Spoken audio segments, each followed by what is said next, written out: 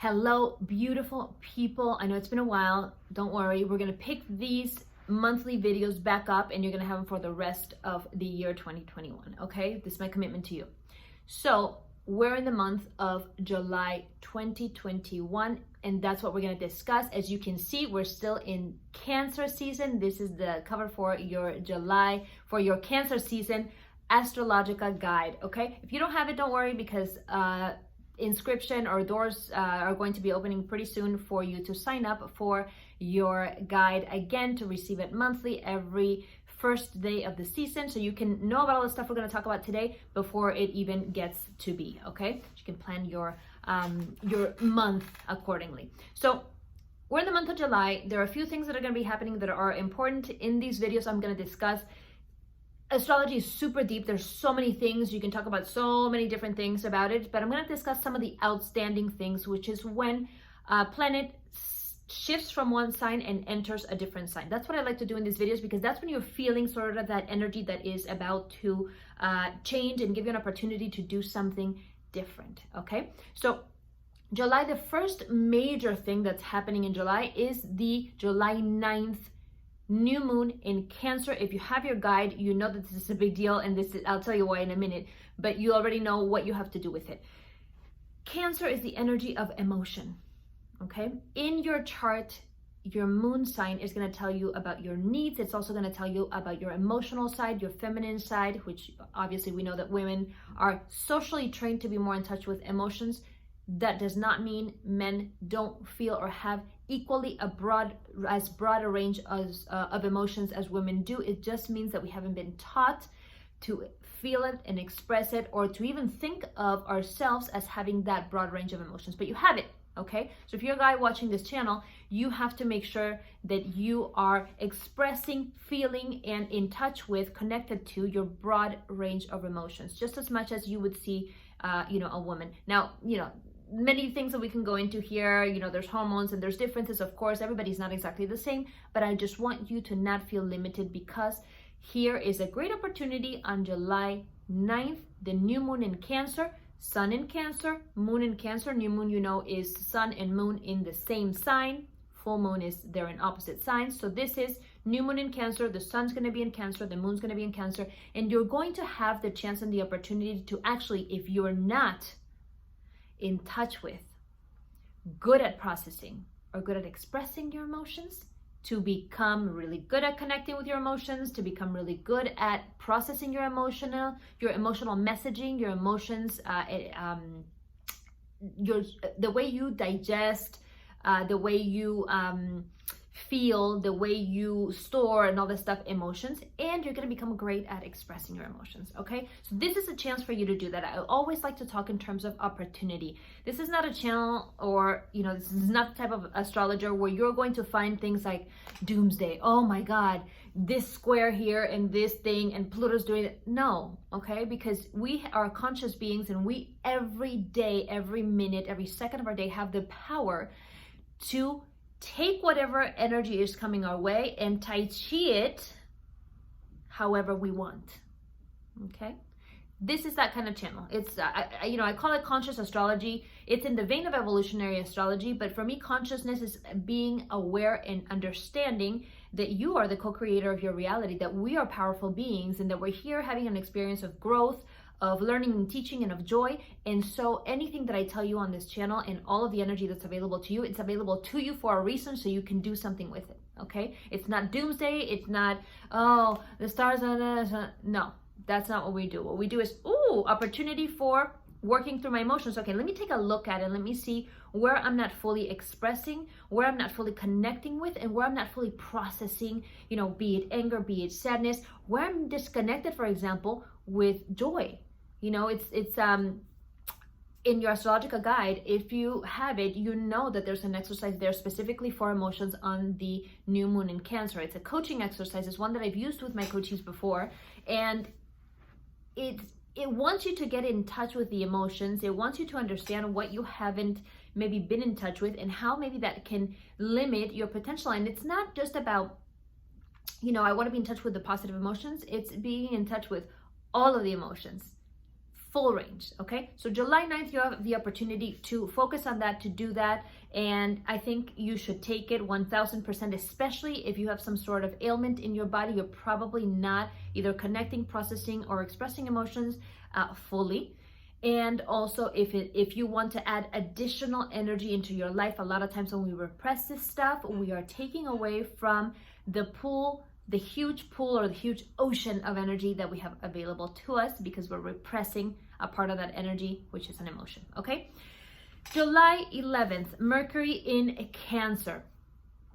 This is where all the stuff that you've already, sussed through in your new moon in Cancer work, you're going to then bring your mind to this work, okay? So the sun is like your life force, vitality. It's going to be in Cancer, and then the moon, the planet Mercury, which is the planet of the mind, self-expression, communication, all that, is going to come into the same energy, which is the energy of Cancer. So vitality and mind are going to be working together, and what this allows you to do is a few things. The most important of them all, probably because it's Mercury in Cancer, is going to be which of those thoughts that I have, okay, beliefs, thoughts, all this stuff, are actually helping me feel the way that I want to feel. Feel good, feel motivated, feel alive, feel on purpose, feel like I'm on path, feel all the things that truly allow me to have the 2.0 or the greatest version of my life in this lifetime. Okay, so this is going to be a great chance for you to add the mind into all of this emotional next leveling, and for you to look at what I call imposter content, which is anything that might be especially limiting beliefs or thoughts or traumas or things like that that are going to be making you not feel the way that you want to feel, okay? And to just transmute, transform, get rid, etc. of all of that. July 15th, one of the retrogrades is going to begin. We have many retrogrades already in place, and one of them that is going to come into this whole retrograde party is going to be Chiron in Aries. If you are a sun in Aries, moon in Aries, ascendant in Aries, or Chiron in Aries, Chiron is an asteroid, one of the most popular and well-known ones. It's the wounded healer, okay? You're going to be feeling this probably particularly strongly.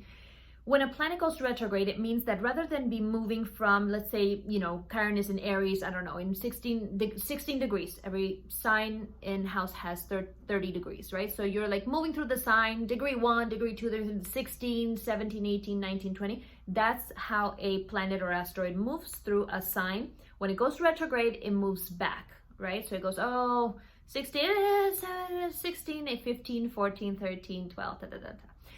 Some of these cycles are, more impacting because, they make connections to other things, and some of them are more impacting because they're going to shift a sign, a planet completely out of that sign and then bring it back when it moves forward and all these things. In the case of Chiron retro in Aries, we've had Chiron in Aries for a while. So those of you with sun, moon, ascendant, or particularly strong Aries placements will have felt it already. But when it goes retrograde, you're going to feel it additionally, because you're going to feel this wounded healer, this Chiron, here's a primordial wound, and here is the medicine that I need to seek in order to heal it, and here's how I'm going to give that medicine to the world, because that's what it's for.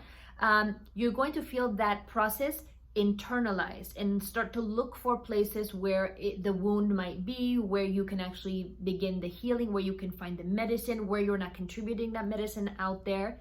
All of this stuff is going to go within, okay? And within is where all this stuff is in the first place. So if you have been looking outside for the answers, no, you're gonna find them within, and this is a great opportunity for you to do that when Chiron goes retrograde on the 15th. I'll probably do another video on this because it's actually really, really impacting, okay?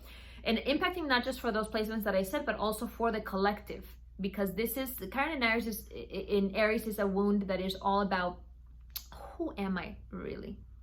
And after who am I, it's like, what am I doing here? Where am I going? All those things. But the first question we always ask ourselves is, who am I really? This is where astrology comes in to play a super important part, because it's one of those tremendous self-knowledge tools. It tells you about your purpose, your path, your characteristics, your strengths, your challenges, so many things. I mean, forget Gallup strength test or Enneagram or all this stuff. This is like your divine tool here given to you so that you can actually understand yourself to the nth degree. Okay, that's what your birth chart is. So this is going to be, if you haven't dabbled deeply into your chart, this is a great opportunity to do so with Chiron Retro in Aries, so that you can get the most information out about answering that question, to answer that question of who am I, okay? And then the rest just follows. The 21st of July, right before the sun enters Leo, the 21st of July, Venus is going to step into the sign of Virgo, the planet of love and finances. Most people only think of it as the planet of love, but it's a planet of love and finances. If you have your guide, you know this because you have Venus scopes and it tells you about love and finances, okay? Venus is stepping into Virgo. Venus right now is in the sign of Leo, which is a sign of like big things. I'm going to be super generous, super romantic. I'm going to laugh with you, and we're going to have fun. We're going to go on fun adventures. I'm going to buy you the biggest gift, and my love language is giving and gifts and all this stuff. Venus steps into Virgo, and your love language is going to change from giving big gifts and showing people off and all this stuff to, let me take your dirty clothes into the dry cleaners and do your laundry for you and sort of show you my love in a more subtle way. Also, finances are going to turn into a little more, savings or analysis or, accountant style than spending style, okay? You'll find more info in your guide. On the 22nd, the sun steps into the energy of Leo. So this is going to become Leo season as of the 22nd. You'll have your full guide for that if you're subscribed to it.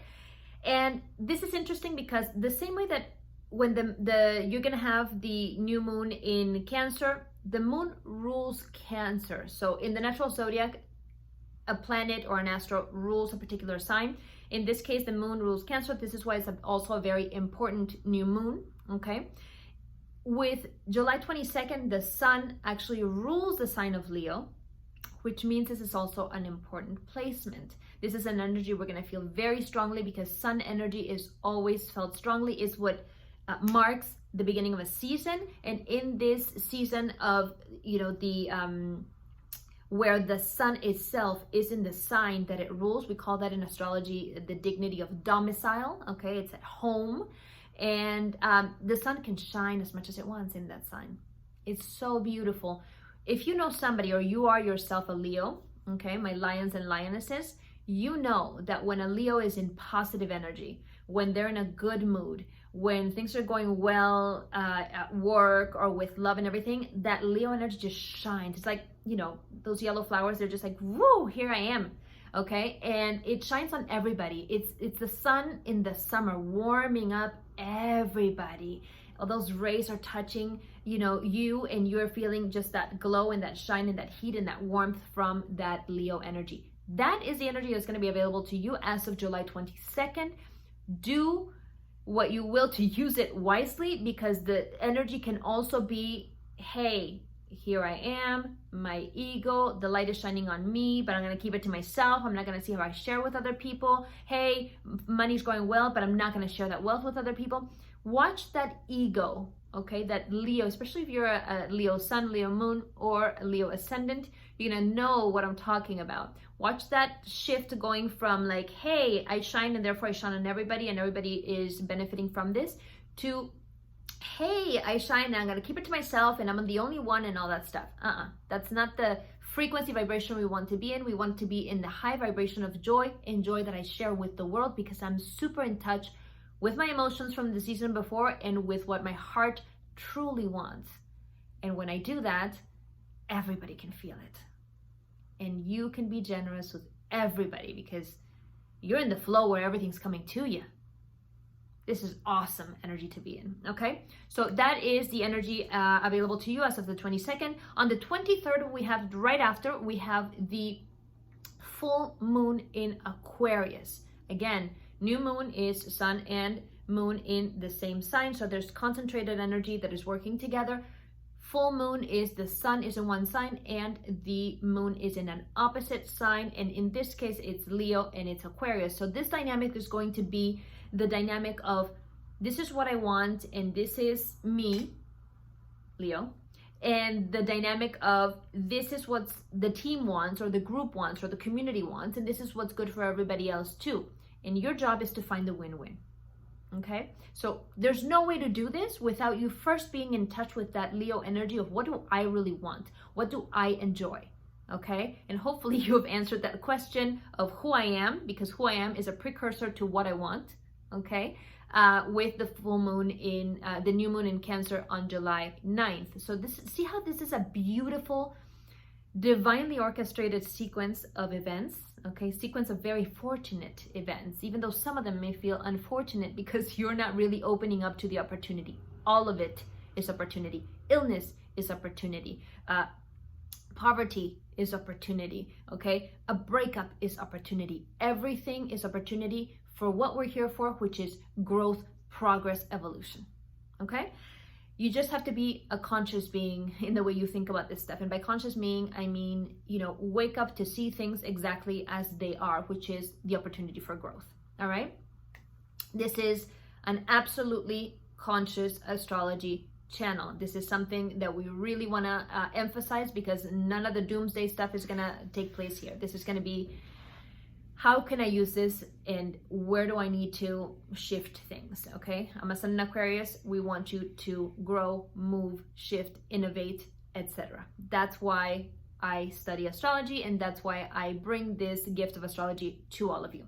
Okay, so on the 23rd, the full moon in Aquarius, it's going to be the dynamic. You have the opportunity to explore this dynamic of my wants versus the wants of others, not in an Aries Libra way. Okay, it's not just me and the other person. It's my wants versus the group, or what's the good, what's for the greater good. Okay, because the Aquarian energy is always going to be thinking about the greater good, and also what I'm doing now that is good for me and that I love, and how that's going to play out into the future, because Aquarius is the sign of the future as well. So you got to find the win-wins in all of this.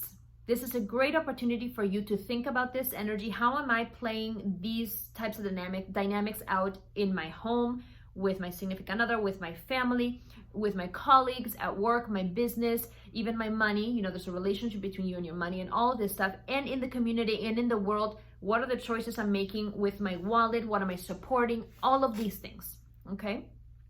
On the 27th, Mercury steps into Leo. Mercury, of course, goes from the energy of Cancer, which is thought and emotion, right? Thinking about these emotions that are, or sussing out what are these thoughts that are making me feel good or making me not feel the way that I want to feel. Going into then Mercury with Leo, thinking big picture, okay? Once you've cleared out some of these things, then you can expand a little bit and take your mind into, how can I see things from the big picture perspective? How can I see them in a way that is going to allow me to, in the future, or, you know, my Q3, Q4, 2021, or my rest of the, you know, my 3-year, 5-year, 10-year plan, how can I make, think about the plan for these big moves, etc., etc. Okay, so this is energy that you can use to bring that dream. I always discuss this, I think it's a very important thing that I used with my coachees. You take your dream, not a fantasy. Fantasies you can't make come true, okay? They're distortions. Dreams, put them into goals. Take your goal and put that into a plan. Take your plan and give it steps, and you can begin to make these steps a reality. Mercury and Leo is you thinking about that not necessarily that dream, but that big picture, starting to see things as, how can I think of the greatest, grandest version of what my life would look like, what my business would look like, what my ideal job would look like. All of these things you can get in touch with through your heart and through your mind, okay? On the 28th, Jupiter is going to go retrograde in Aquarius. Does this remind you of anything? Yes, I think we have this video in this channel. On December 21st of last year, the winter for up north solstice was the great conjunction where Saturn and Aquarius met up, Saturn and Jupiter met up in the sign of Aquarius. This is going to be an echo towards that, because Jupiter retrograding in Pisces right now, okay, on the 28th, it's going to step back into Aquarius. And when it does that, Saturn is also in Aquarius, and there's going to be a little bit of a resonance. It's not like it wasn't the great conjunction, because they were in conjunction by degree. It was like, oh, hey, we're both coming into this, and this is the energy, and we're working on it together. there's just going to be a resonance, okay? But given that this sign is Aquarius, and Aquarius has always felt like a lightning bolt, you're going to feel some sort of shift, whether internal or external. Usually during a retrograde is internal, and we have a ton of planets retrograde right now, at least 4. And so you're going to feel some things shift on the inside, but shift from, like, you know, radically, okay? And these two are going to be working together again in that sort of distant, but, you know, like, we're apart, but we're together way. And it's sort of that resonance to what you felt in December, which is, where is the world going? What is my role in all of it? And where do I really want to play a part? And where do I really want to head? And where would I like this world to be 10, 20 years from now? Okay, it's that echo from the beginning of the shift into the age of Aquarius. And you have a great opportunity to think about what role you want to play in it. Okay, on the 29th, Mars goes into the sign of Virgo. So this energy we talked about, that is Leo energy, that's big picture and all of that, when it came to Mercury, which is thinking and thought and all this stuff. In Mars, Mercury, remember, is the mind and thinking, and Mars is action, okay, and doing. You're gonna take Mars that was in Leo, which was doing things in a big way, big romantic, fun, all this stuff, and you're gonna start to think about the steps that you need to take to get things done. Okay, so Virgo is a very practical sign.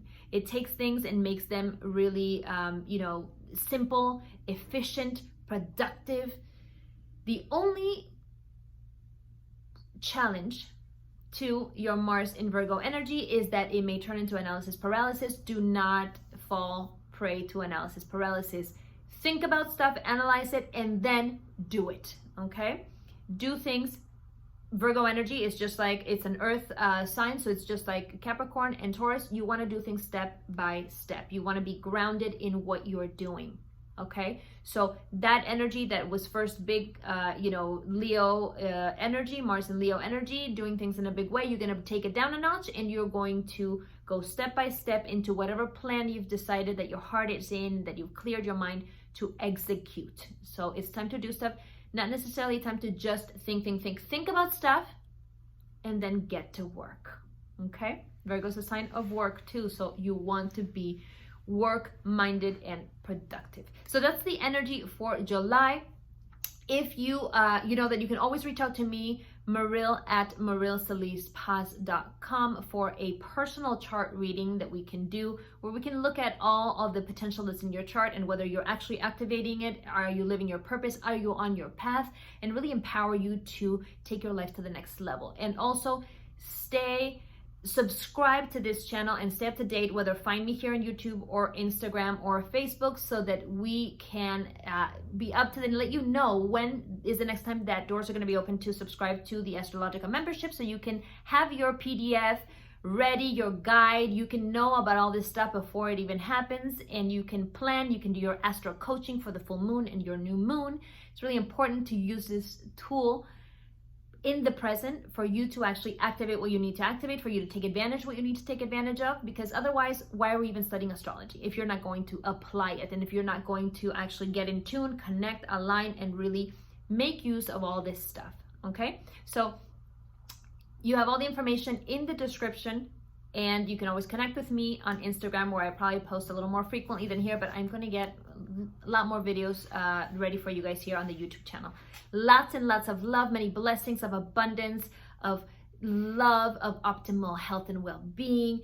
Everything that you need is there for you. You just have to open up to accept it and align with the energies to get it to you, okay? Lots of love.